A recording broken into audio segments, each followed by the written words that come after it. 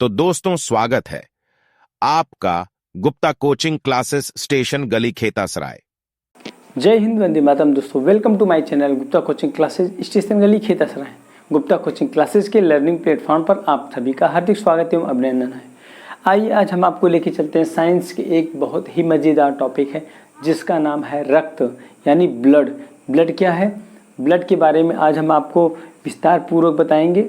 Blood एक हमारे शरीर का एक बहुत ही महत्वपूर्ण भाग है। अगर हमारे शरीर में ब्लड नहीं तो कुछ भी नहीं, यानी शरीर में खून की कमी अगर होती है किसी को तो फिर वो व्यक्ति उठने के काबिल नहीं होता है।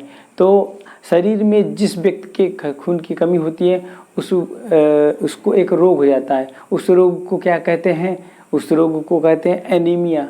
एनीमिया क्या होती है? इसको हिंदी में कहते हैं रक्त अल्पता, यानी खून की कमी अगर किसी व्यक्ति को है तो उसे कहेंगे कि इस व्यक्ति को रक्त अल्पता है। तो आइए आज हम पढ़ेंगे मानव रक्त के बारे में, यानी ह्यूमन ब्लड के बारे में। ह्यूमन ब्लड क्या होता है?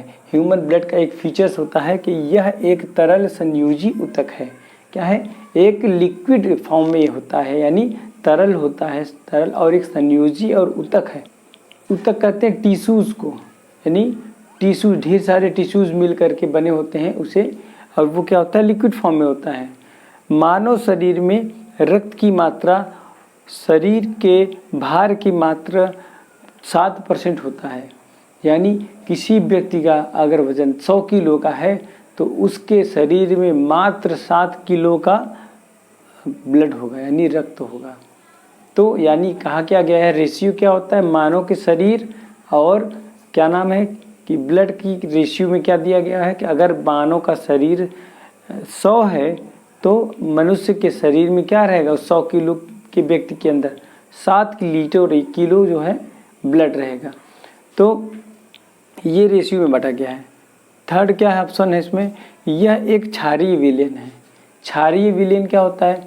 क्षार विलयन जो होता है कि जिसका पीएच मान 7.4 है। रक्त क्या होता है? एक क्षारीय विलयन है। अम्लीय विलयन क्या होता है? जिसका पीएच मान 7 से कम होता है उसको क्या कहते हैं? विलयन को अम्लीय, वो खट्टा होता है। और क्षारीय क्या होता है? ये थोड़ा सा कड़वा टाइप का होता है। तो जिस पदार्थ का पीएच की मान क्या होता है? पोटेंशियल ऑफ हाइड्रोजन, यानी हाइड्रोजन की मात्रा उसके अंदर कितनी उपलब्ध है, तो वो पोटेंशियल ऑफ हाइड्रोजन यानी पीएच मान को कहते हैं पोटेंशियल ऑफ हाइड्रोजन। तो हमारे रक्त का जो है पीएच मान होता है 7.4, यानी हमारा 7 से अगर ऊपर है तो वो क्या होता है? क्षारीय होता है। 7 से नीचे होता है तो क्या होता है? अम्लीय होता है। अगर एग्जैक्ट 7 है तो वो क्या होता है? उदासीन होता है। जैसे हमारे जो जल है, जल ना तो हमारा खट्टे में आएगा और ना ही कड़वे में आता है। तो जल का जो पीएच मान होता है वो होता है 7। तो ये होता है क्षारीय विलयन। आपको दिया जा सकता है विलयन में कहीं कहीं दिया रहेगा इस पीएच मान ये है, इसका पीएच मान 7 है, इसका पीएच मान 7 से कम है। तो उसमें से आपको चूज करने के लिए दे सकता है, ये बताइए कि यह विलयन कैसा विलयन है, अम्लीय है या क्षारीय है। तो आप इस चीज़ को नोट कर लीजिएगा कि जिस विलयन का पीएच मान 7 से कम होगा वो अम्लीय होगा, और जिसका पीएच मान 7 से अधिक होगा वो क्षारीय होगा, और जिसका पीएच मान 7 ही होगा वो क्या होगा? उदासीन होगा। तो नेक्स्ट देखते हैं कि रक्त में क्या 2 प्रकार के पदार्थ पाए जाते हैं। कौन कौन से पाए जाते हैं? एक होता है प्लाज्मा, एक होता है रुधिराणु, यानी रुधिराणु होता है और एक होता है प्लाज्मा। प्लाज्मा को इंग्लिश में कहते हैं प्लाज्मा ही। तो प्लाज्मा क्या होता है?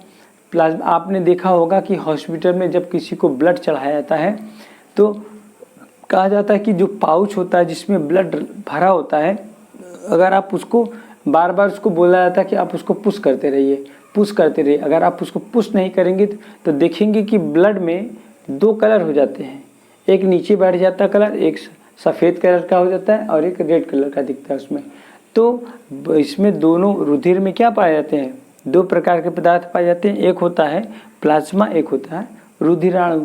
तो प्लाज्मा का क्या कार्य है? उस रक्त में अगर 1 लीटर ब्लड है तो 1 लीटर ब्लड में 60% क्या होता है, प्लाज्मा पाया जाता है, यानी आधे से अधिक उसका प्लाज्मा होता है। और प्लाज्मा का कार्य क्या है? प्लाज्मा का कार्य है कि पचे हुए भोजन एवं हार्मोन का संवहन प्लाज्मा करता है।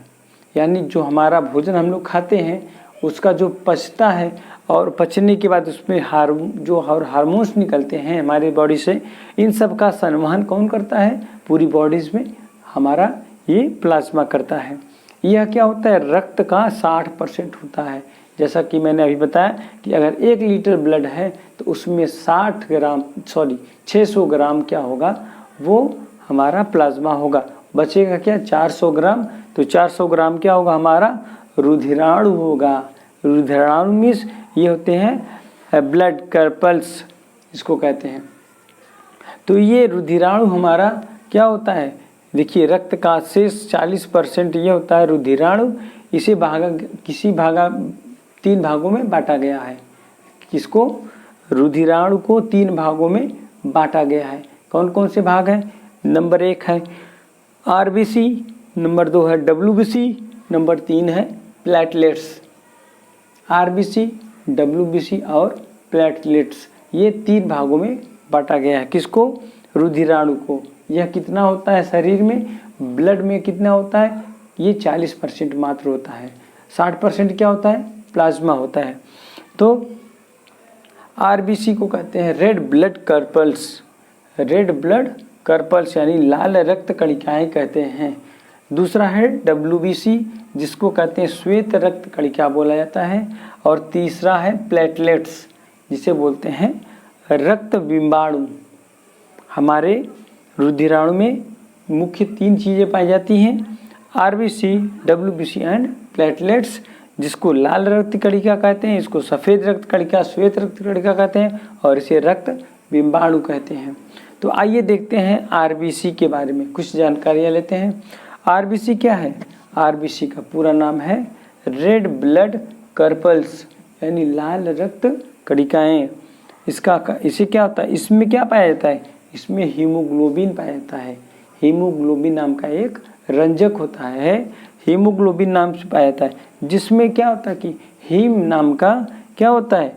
एक रंजक होता है, जिसके कारण रक्त का रंग लाल हो जाता है। तो एक बहुत ही इम्पॉर्टेंट क्वेश्चन बनेगा आपका एग्जाम में आने के लिए कि रक्त का रंग जो है लाल किसके कारण से होता है?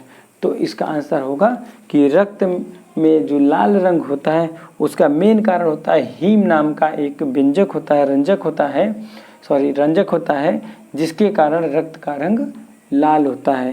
तथा और ग्लोबिन नाम का एक क्या होता है? एक लौह युक्त प्रोटीन है। ग्लोबिन नाम क्या है? एक लौह युक्त प्रोटीन है, जो क्या करता है? ऑक्सीजन एवं कार्बन डाइऑक्साइड से संयोग करने की क्षमता रखता है। ग्लोबिन नाम का जो क्या होता है? लौह युक्त प्रोटीन होता है।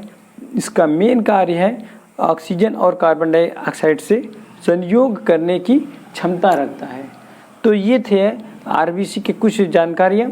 इस वीडियो काफ़ी लंबा ना हो, इसलिए अगला इसके बाद अभी काफ़ी इसमें बचे हुए हैं, तो शेष चीज़ों को हम आपको अगली वीडियो में बताएंगे। तो अगर हमारा वीडियो आपको अच्छा लगा हो तो प्लीज़ वीडियो को लाइक कीजिए, चैनल को सब्सक्राइब कीजिए, अधिक से अधिक शेयर कीजिए।